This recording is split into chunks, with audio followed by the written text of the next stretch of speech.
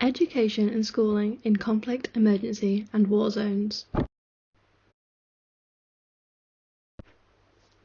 When looking at education and schooling internationally, it's important to consider how and why Western government officials and educational professionals seek to make change across other nations.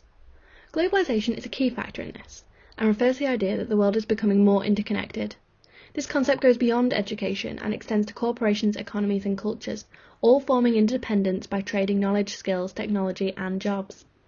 Through globalisation, the large world we live in, with all 7 billion people, has been made accessible no matter the border. Yet there is still much dispute around the ideologies of this concept. Shields stated that there are 3 main theories around globalisation. Globalisation as competition, globalisation as conflict, and globalisation as culture. Competition in terms of globalisation is known as neoliberalism.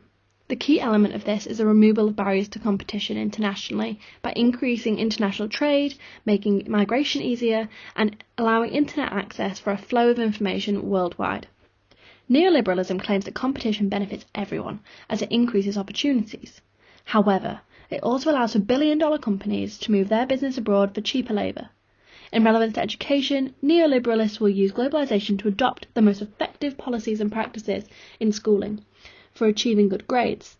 This in turn creates a mould for a host of educational practices across the world, so many become similar. Focusing on globalisation as conflict, Wallerstein displays the view that there is a world economic system whereby policies are put into action by powerful actors to cause unequal relationships among countries due to national wealth. Within this scheme, the system hosts a small number of countries to hold the most power and capital, with the larger group of countries falling short of this so that they remain dependent. This is a concept known as hegemony, where powerful groups oppresses and control weaker groups.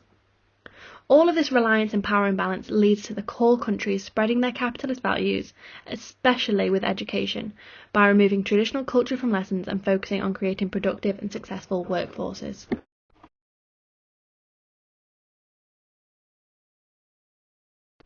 Lastly, we see globalisation as culture.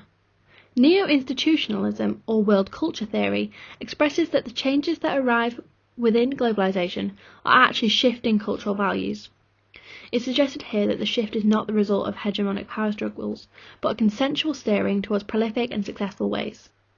Key institutions such as the World Bank and UNESCO are powerful workers in sharing world culture.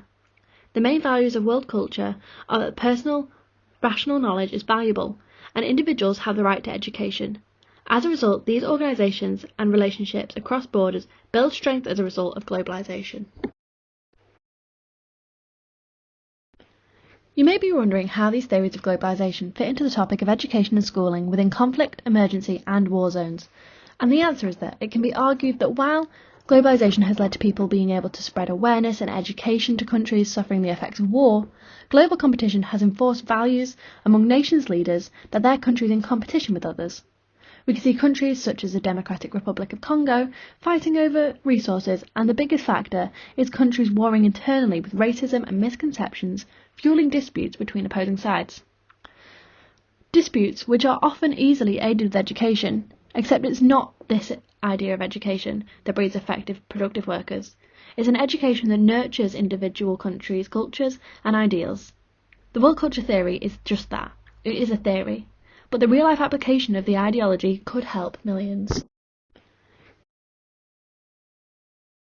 The values of the world culture theory lead directly to the Sustainable Development Goals, whereby you can see goals include ending poverty everywhere, achieving inclusive and equitable education, and promoting peaceful and inclusive societies for sustainable development. These specific goals speak to the issues that are largely faced by individuals in conflict and emergency zones. So, what are these issues? Looking at the quantitative impact of conflict on education, it can be seen that one of the most tragic outcomes is the fatalities of staff, children and teachers. Evidenced by the Rwandan genocide, more than 2/3 of teachers across schools were killed. The damage is not only personal, but we see that the destruction of schools is a major factor in the struggle for education in these nations. 50% of schools in Bosnia and Herzegovina required reconstruction. UNESCO reports that a large factor in school place damage is that they are deliberately targeted, as we see in Afghanistan saw an increase from 247 to 670 attacks on schools just between 2007 and 2008.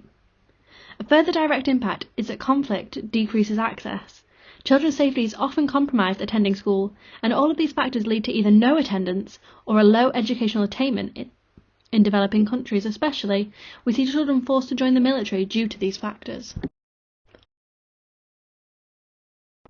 Our key example here is that we see the Democratic Republic of Congo, which the UN named the most deadly humanitarian catastrophe in the last 60 years. Here, children are a particular target in the war, and as the DRC have the highest number of children used as soldiers, sex slaves and labourers. In the Western world, schools are often safe havens for children facing abuse or struggles at home, whilst in the DRC many children are attacked on their way to school. Schools were regularly raided. A horror of the atrocities in the War of the Democratic Republic of Congo is the sexual abuse of girls and women, with 25,000 reported cases of rape being used as a weapon in just 2005. So, how can we help education, and how can education help conflict? If we look at Congo specifically, it's seen that the issue of child soldiers is a major contributor to the inability for children to continue or rejoin education. Specifically, girls face shame returning to their communities after physical and sexual abuse in the military.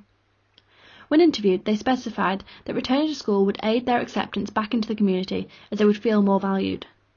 Such research also demonstrates that going back to school and enjoying the social aspect of an educational childhood may help to mitigate the effects of conflict, as their emotional and psychological well-being can be rebuilt through the comfort of routine. Education in existing conflict zones can be a protective establishment for children, as they create stability and nurturing messages of the negative effects of war, and understanding non-violent ways of responding to conflict. Through learning their social opportunities, allow students to become less isolated and therefore more tolerant as they meet new people with different ideas than that of the war's agenda. Education also has the ability to impart important knowledge to help prevent the future generations from holding the same violent and destructive ideologies as their militaries. Cole shows that Germany worked hard after the atrocities of World War II to make amends with their fellow neighbouring countries. A vital part of this is the acceptance of what has already been taken place. German textbooks and history lessons make no cover-up of the past and instead incorporate tolerance, consequence and reconciliation directly into their curriculum. Specifically looking at the male violence in the war, Schaefer highlights that it is imperative that schools globally teach about gender inequalities and have discussions relating to sexual harassment and abuse in order to educate young boys in conflict into boys of a culture of peace. It's important to note, education around tolerance and inclusivity is not to act akin to the theory of globalisation as conflict, whereby there is a removal of individual countries' own cultures and traditions. Instead, they are encouraging nurturing environments for children, along with the appreciation for their own traditions and culture, in a non-destructive or damaging way.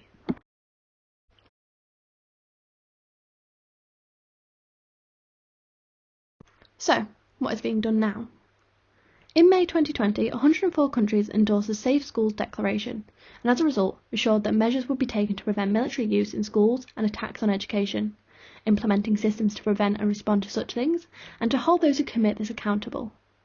Along with this, justice systems should be revised to ensure people are investigated and prosecuted consequently for attacks on education, and a non-discriminative assistance should be offered to survivors and families no matter gender, ethnicity, class or disability. Specifically in schools, teachers should promote peace and address stereotypes or preconceived misconceptions of conflict. The hashtag #SafeToLearn campaign was also started in January 2019 with the aims to eliminate violence against children by 2024 by calling governments to endorse the Safe Schools Declaration. Slowly but surely we are getting there. Education is becoming more accessible and safer for future generations.